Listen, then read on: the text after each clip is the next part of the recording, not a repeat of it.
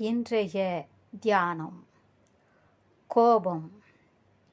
அரசே, நான் கோபத்தின் வசப்பட்டு விடும்போதெல்லாம் உனக்கு வேற்றானாகி விடுகிறேன். கோபத்தை களைந்துவிட்டு நான் உனக்கே உரியவன் ஆவேனாக. முறை மாறி அமையும்போது அமிர்தம் நஞ்சாகிறது.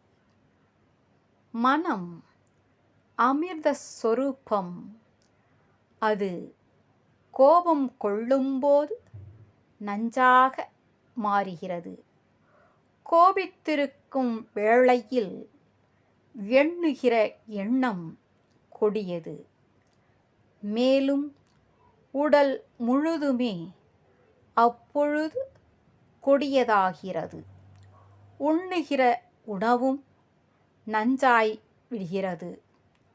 தற்காலிகமாக அமையும் பைத்தியம் எனப்படுகிறது கோபம்.